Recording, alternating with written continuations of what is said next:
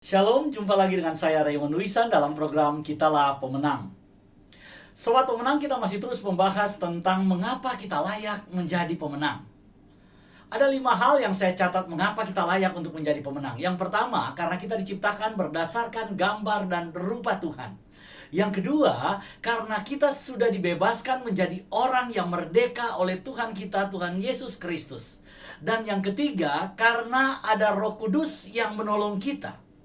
Yang keempat, karena Tuhan yang menyertai kita jauh lebih besar dari semua masalah kita.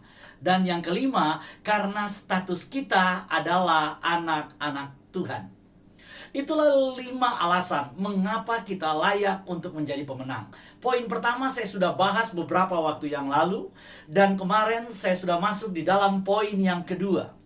Di dalam poin yang kedua, mengapa kita layak menjadi pemenang? Karena kita sudah menjadi orang yang merdeka. Ada 5 poin lagi mengenai orang yang merdeka. Orang yang merdeka yang pertama artinya orang yang sudah dibebaskan dari hukum dosa dan hukum maut. Yang kedua, orang yang merdeka adalah orang yang berbuah. Yang ketiga, orang yang merdeka adalah orang yang dikuduskan atau orang yang sudah dikhususkan oleh Tuhan. Yang keempat, orang yang merdeka adalah orang yang memiliki tujuan hidup pada kekekalan. Dan yang kelima, orang yang merdeka adalah orang yang dinaungi oleh kemuliaan Tuhan. Saat ini saya ingin melanjutkan apa yang sudah sampaikan pada hari kemarin, yaitu orang yang merdeka adalah orang yang berbuah. Kita akan membaca firman Tuhan yang diambil dari kitab Roma pasal yang ke-6, mulai ayat yang ke-18 sampai dengan ayat yang ke-22. Roma pasal yang ke-6, ayat 18 sampai dengan ayat yang ke-22. Tapi sebelumnya kita akan berdoa terlebih dahulu. Kita berdoa. Tuhan Yesus, kami datang kepadamu pada pagi hari ini. Kami minta penyertaan Tuhan. Kami minta tuntunan Tuhan, kami minta urapan Tuhan.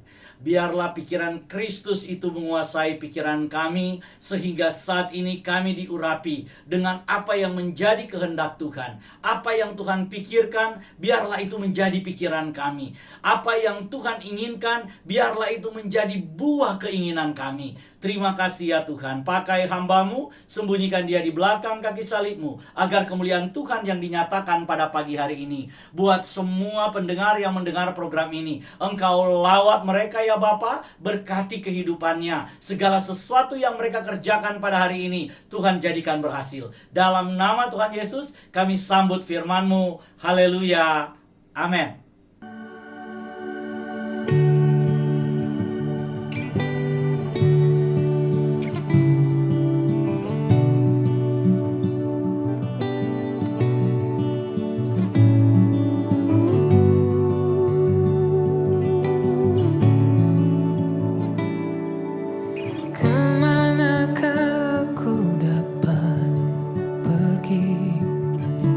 Menjauhi rohmu yang suci, kau sahabat, dan kau dekat.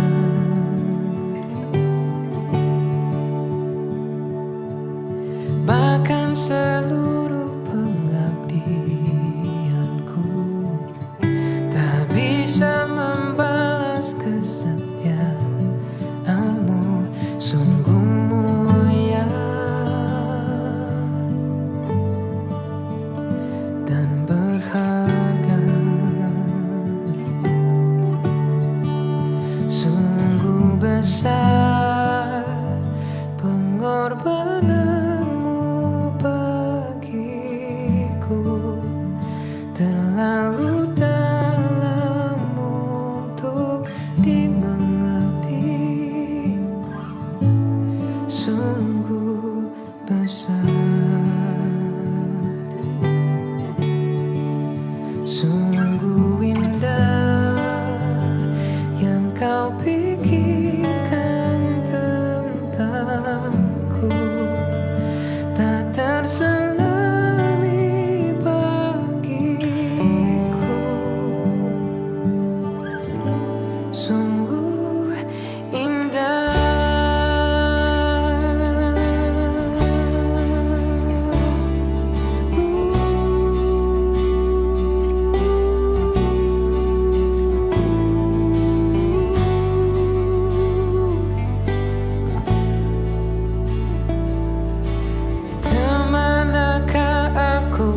dapat pergi menjauhi rohmu yang suci, kau sabar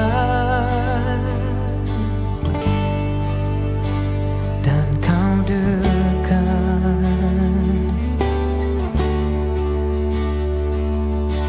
bahkan seluruh pengabdianku tak bisa membalas kesetiaanmu. Sungguh mulia dan berharga, sungguh besar pengorbananmu bagiku, terlalu dalam untuk dimengerti, sungguh besar,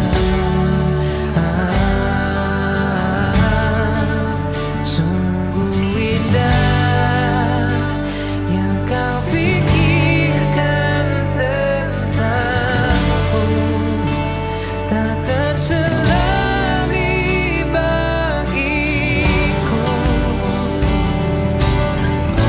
sungguh indah, sungguh besar pengorbananmu bagiku, terlalu dalam untuk dimengerti, sungguh besar, sungguh indah yang kau pikirkan tentangku, tak terselami bagiku, sungguh indah, sungguh indah, sungguh indah, sungguh indah, sungguh indah.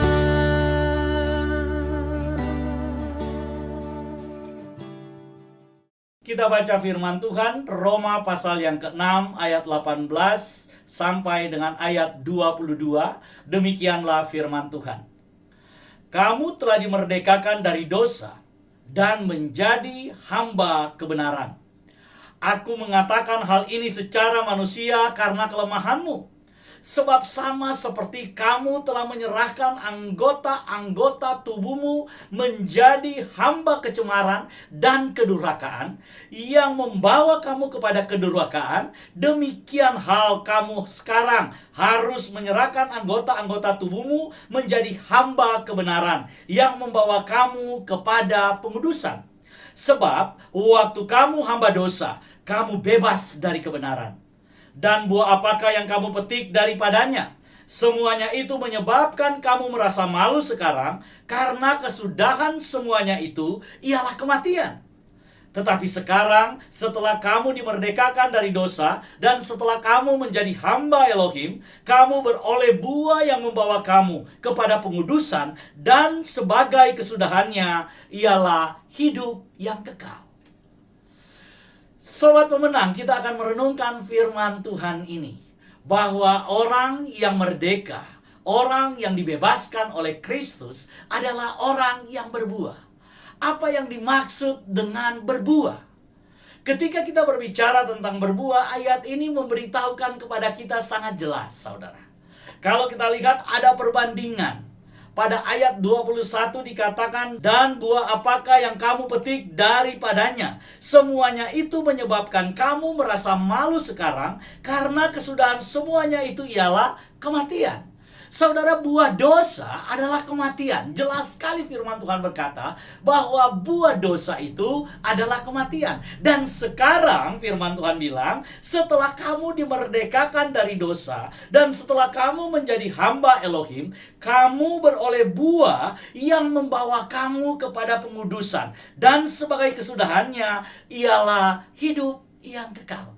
Jadi orang yang sudah dimerdekakan oleh Kristus, orang yang sudah percaya kepada Kristus, orang yang sudah lahir baru, orang yang sudah menjalankan kehidupan yang baru bersama dengan Tuhan, harus menghasilkan buah. Kenapa? Karena kita sudah dimerdekakan, kita sudah dibebaskan. Orang yang dibebaskan, orang yang dimerdekakan harus ada buahnya. Karena orang yang hidup dalam dosa saja menghasilkan buah, yaitu apa? Buah kecemaran dan buah kematian. Orang yang percaya kepada Yesus harus berbuah. Buah apa yang sedang kita bicarakan? Buah apa yang dikatakan oleh firman Tuhan? Mari kita pelajari firman Tuhan ini. Kita lihat sama-sama. Ada ayat yang ke-23.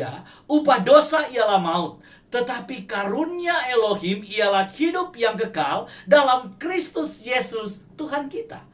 Goalnya jelas, yaitu kehidupan yang kekal. Nanti kita akan bahas. Sebelumnya tujuan hidup kita adalah tujuan kepada dunia ini, melakukan kehendak dunia ini. Setelah kita percaya Yesus, maka kita memiliki tujuan yang baru, tujuan yang Tuhan taruh dalam kehidupan kita, yaitu tujuan kekekalan. Ini akan kita bahas selanjutnya. Tetapi pada hari ini kita akan fokus berbicara tentang buah. Buah yang pertama yang harus ada dalam kehidupan kita adalah buah pertobatan. Buah pertobatan itu harus nyata di dalam kehidupan orang percaya. Orang yang sudah dibebaskan oleh Kristus, orang yang sudah dimerdekakan oleh Kristus harus menghasilkan buah pertobatan. Saya ingin naik sedikit di ayat 19 dari bacaan kita. Ayat 19 berkata begini, saya akan baca buat saudara. Aku mengatakan hal ini secara manusia karena kelemahan kamu. Sebab sama seperti kamu telah menyerahkan anggota-anggota tubuhmu menjadi hamba kecemaran dan kedurhakaan yang membawa kamu kepada kedurhakaan, demikian hal kamu sekarang harus menyerahkan anggota-anggota tubuhmu menjadi hamba kebenaran yang membawa kamu kepada pengudusan. Sebelum kita lahir baru, sebelum kita dibebaskan, sebelum kita dimerdekakan oleh Kristus, kita menyerahkan tubuh kita kepada kecemaran. Kata menyerahkan itu artinya kita seperti orang mabok, kita seperti tidak sadar, kita seperti tidak punya kendali atas kehidupan kita, atas keinginan kita, atas tubuh kita. Bukankah ketika kita belum percaya Yesus, bukankah ketika kita belum lahir baru, kehidupan kita tidak terkendali? Bukankah keinginan-keinginan kita yang mengendalikan kehidupan kita? Bukankah keinginan-keinginan kita akan kecemaran yang menguasai kehidupan kita? Apa yang kita inginkan kita lakukan, dan itu membawa kecemaran kepada tubuh kita, membawa kecemaran kepada kehidupan kita. Karena itu firman Tuhan mengingatkan kita, dulu kamu memang seperti itu. Kamu tidak punya kontrol atas hidupmu, kamu tidak punya kontrol atas tubuhmu, kamu tidak punya kontrol atas perilakumu. Tetapi sekarang kamu telah lahir baru, kamu telah dimerdekakan oleh Kristus, kamu telah dikuasai oleh Kristus, kamu telah dibebaskan oleh Kristus. Karena itu semua keinginan-keinginan akan kecemaran tidak lagi menjadi keinginanmu. Engkau punya keinginan yang lain. Kehidupanmu berubah, kehidupanmu diubahkan oleh Tuhan, arah jalanmu berubah, konsep-konsep berpikirmu berubah. Dalam Roma pasal 12 ayat yang kedua, firman Tuhan berkata kepada kita, janganlah kamu menjadi serupa dengan dunia ini, tetapi berubahlah oleh pembaruan budimu. Berubah. Kenapa? Berubah sesuai dengan pembaruan budimu, berubah sesuai dengan statusmu, berubah sesuai dengan keberadaanmu sebagai orang yang bebas, sebagai orang yang merdeka. Bukan lagi orang yang diperbudak oleh keinginan dagingmu, bukan lagi orang yang diperbudak oleh nafsu birahimu, bukan lagi orang yang diperbudak oleh keinginan-keinginan kecemaran tubuhmu, tetapi engkau dikuasai oleh keinginan-keinginan sorgawi, oleh keinginan-keinginan kekudusan dari Tuhan. Jadi ketika kita berbicara tentang buah pertobatan, yang dimaksud dengan buah pertobatan, siapa yang mengontrol hidupmu? Buah pertobatan kita berbicara tentang kontrol kehidupan. Kalau masalahmu yang mengkontrol hidupmu, kalau dagingmu yang mengontrol hidupmu, kalau keinginanmu yang mengontrol hidupmu, maka firman Tuhan berkata, engkau belum dibebaskan. Engkau belum menjadi orang yang merdeka. Orang yang merdeka adalah dia yang mengontrol kehidupannya. Dia punya kontrol atas keinginannya. Dia punya kontrol atas setiap masalah persoalan kehidupannya.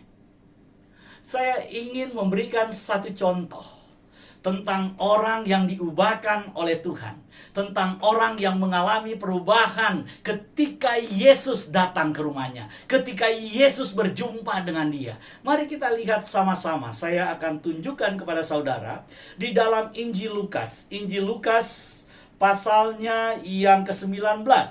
Cerita ini sudah kita ketahui semuanya, yaitu cerita tentang orang yang bernama Sakeus. Sakeus adalah seorang pemungut cukai. Tapi firman Tuhan berkata Sakeus adalah orang yang sangat kaya, orang yang berpengaruh. Masalahnya tubuhnya pendek. Satu ketika Tuhan Yesus datang ke kota Sakeus, yaitu kota Yeriko. Ketika Tuhan Yesus masuk ke kota Yeriko, begitu banyak orang berbondong-bondong mengikuti Yesus. Begitu banyak orang ingin melihat Tuhan Yesus. Begitu banyak orang yang ingin bertemu dengan Tuhan Yesus. Tidak ketinggalan, Sakeus juga ingin bertemu dengan Tuhan Yesus. Tetapi ada masalah yang dialami oleh Sakeus. Walaupun dia orang kaya, walaupun dia orang berpengaruh, walaupun dia kepala pemungut cukai yang punya banyak pengawal, tetapi masalahnya dia punya kelemahan fisik, yaitu dia orang pendek. Karena itu ketika dia ingin bertemu dengan Yesus, tubuhnya, fisiknya menjadi kendala buat dia. Dia tidak bisa melihat Tuhan Yesus karena begitu banyak orang berdesak-desakan. Sakeus tidak menyerah. Sakeus kemudian berlari mendahului orang banyak. Dan ketika setelah mendahului orang banyak, dia coba cari cara mengatasi masalahnya, coba cari cara mengatasi keterbatasannya dengan cara yaitu memanjat pohon. Karena dia pendek, maka dia panjat pohon. Ketika dia panjat pohon, dia bisa melihat Yesus lewat. Tapi ketika Tuhan Yesus lewat di bawah pohon itu, ketika Tuhan Yesus sampai di bawah pohon itu, Tuhan Yesus kemudian melihat ke atas. Dan Tuhan Yesus berkata, "Hai Lazarus, turun." Bukan Sakeus, bukan Lazarus. Ternyata saudara belum tidur. Saudara masih dengar firman Tuhan ini. Tuhan Yesus kemudian melihat ke atas dan Tuhan Yesus berkata, "Hai Sakeus, turun. Aku akan menumpang di rumahmu." Saudara, ini sebuah kejutan buat Sakeus. Dia cuma ingin melihat Yesus. Tetapi Yesus justru menyambut dia. Dia segera turun. Dan kemudian dia berlari dengan sukacita. Dia kemudian menuntun Tuhan Yesus membawa ke rumahnya. Dan setelah sampai di rumahnya, Sakeus menjamu Tuhan Yesus. Sakeus menjamu Tuhan Yesus secara luar biasa. Ketika Tuhan Yesus sedang dijamu, orang-orang memperbincangkan mengapa dia datang ke rumah orang berdosa, mengapa dia datang ke rumah seorang pemungut cukai. Banyak orang yang tidak terima. Saudara, saya ingin bicara tentang Sakeus ini. Saudara bisa baca cerita ini di dalam Injil Lukas pasal yang ke-19. Saudara akan melihat mulai ayat 1 sampai dengan ayat yang ke-10. Sakeus pada ayat yang kedua dikatakan kepala pemungut cukai dan ia seorang yang kaya. Ayat yang ketiga, ia berusaha untuk melihat orang apakah Yesus, tetapi ia tidak berhasil karena orang banyak sebab badannya pendek. Saudara, ada orang yang cacat, orang yang tubuhnya pendek, orang yang tubuhnya cebol, tetapi dia kaya raya. Tapi dia menjadi kepala pemungut cukai. Dia menjadi pejabat yang berpengaruh. Ini penting untuk saya jelaskan, saudara. Perjuangan Sakeus bukanlah perjuangan orang biasa. Sakeus adalah seorang pekerja keras, seorang yang luar biasa bekerja keras. Karena itu walaupun tubuhnya pendek, dia bisa menjadi pejabat pemungut cukai. Dia bisa menjadi orang yang kaya. Dia bisa sampai kepada level karirnya. Dia bisa sampai kepada kemuliaan sosialnya. Itu karena usaha dia secara luar biasa. Dia tidak peduli dengan omongan orang. Dia tidak peduli dengan perguncingan orang. Dia tidak melihat semua itu. Dia ingin supaya dia mendapatkan status sosial yang baik. Karena orang yang pendek, orang yang cacat di dalam masyarakat, dia itu dihina, dia itu dibully, dia itu direndahkan. Karena itu kalau ingin mendapatkan posisi yang tinggi seperti Sakeus itu nggak gampang. Jadi kalau Sakeus ada di dalam posisi seperti itu dan dia ada dalam status sosial sebagai orang yang kaya, maka itu penuh perjuangan kehidupannya. Saya percaya Sakeus berjuang luar biasa. Mungkin Sakeus kehidupannya menghalalkan segala cara untuk sampai kepada posisinya itu. Karena itu Sakeus tidak disukai oleh masyarakat sekitar. Sakeus ditolak oleh masyarakat sekitar. Kenapa? Karena dia pemungut cukai dan dia juga mungkin menghalalkan segala cara untuk melaksanakan semua tugas-tugas dia. Tetapi ketika dia bertemu dengan Tuhan Yesus, mari kita lihat sama-sama. Inilah yang saya maksud dengan buah pertobatan itu. Saudara, mari kita lihat sama-sama. Ayat yang ke-6, Lukas pasal 19. Lalu Sakeus segera turun dan menerima Yesus dengan sukacita. Tetapi semua orang yang melihat hal itu bersungut-sungut katanya, ia menumpang di rumah orang berdosa. Tetapi Sakeus berdiri dan berkata kepada Tuhan, Tuhan, setengah dari milikku akan kuberikan kepada orang miskin, dan sekiranya ada sesuatu yang kuperas dari seseorang, akan kukembalikan 4 kali lipat. Inilah buah pertobatan itu. Saudara bisa bayangkan, kekayaan adalah kebanggaan dari Sakeus. Dan posisi Sakeus sebagai kepala pemungut cukai, itu adalah kemuliaan dirinya. Dia dilindungi oleh jabatannya. Saudara, status Sakeus sebagai orang yang kaya dan jabatannya sebagai kepala pemungut cukai, itulah kebanggaan Sakeus, itulah kemuliaan Sakeus. Tetapi Sakeus kali ini ketika bertemu dengan Tuhan Yesus, dia tidak peduli dengan semuanya itu. Dia katakan, Tuhan, setengah dari milikku akan kuberikan kepada orang miskin. Nggak mungkin, saudara. Orang yang serakah dengan kekayaan tiba-tiba menjadi orang yang murah hati. Tapi inilah buah pertobatan. Buah pertobatan tidak lagi melihat materi sebagai yang utama dalam kehidupan dia. Dia tidak melihat lagi kekayaannya sebagai kebanggaan kehidupannya. Yang dia cuma lihat adalah Yesus. Yang cuma dia lihat adalah keselamatan yang diberikan oleh Tuhan. Itu adalah segalanya buat dia. Orang yang bertobat, yang menghasilkan buah pertobatan, akan menganggap lebih penting keselamatan yang Tuhan berikan kepadanya daripada semua yang dia miliki. Selama ini Sakeus berpikir kekayaan ini membuat dia mulia, kekayaan ini membuat dia dihargai, kekayaan ini membuat dia terangkat status sosialnya, jabatan ini membuat dia dilindungi. Sebagai kepala pemungut cukai dia dilindungi. Tapi dia katakan dia akan kembalikan 4 kali lipat apabila ada orang yang dia peras. Sakeus lakukan itu karena dia bertemu dengan Tuhan Yesus. Inilah buah pertobatan. Buah pertobatan adalah siapa yang mengontrol kehidupan kita. Kalau yang mengontrol kehidupan kita adalah keselamatan dari Tuhan, maka kita mau lakukan apapun untuk Tuhan. Saudara tidak akan terikat lagi dengan dunia ini. Keselamatan yang Tuhan berikan jauh lebih penting dari semua yang diberikan oleh dunia ini. Kenapa? Karena kita tidak lagi dikontrol oleh dunia ini. Kita tidak lagi dikontrol oleh hal-hal yang membawa kita pada kecemaran. Kita lagi tidak dikontrol oleh keinginan-keinginan daging kita. Hasilkan buah pertobatan.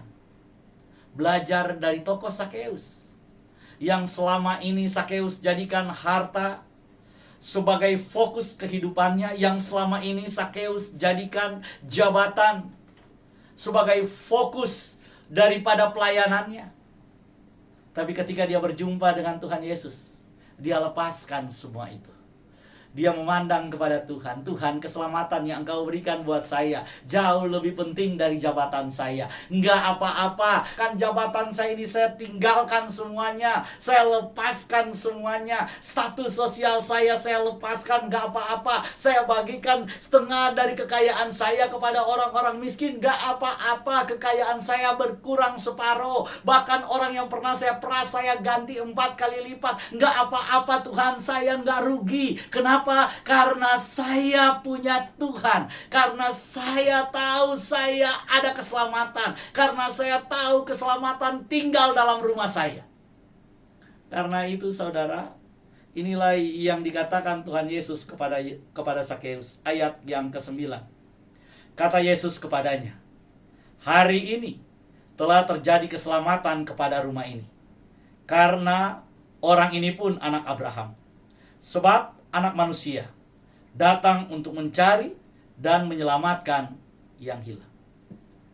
Yesus datang untuk memberi keselamatan kepada saudara dan saya.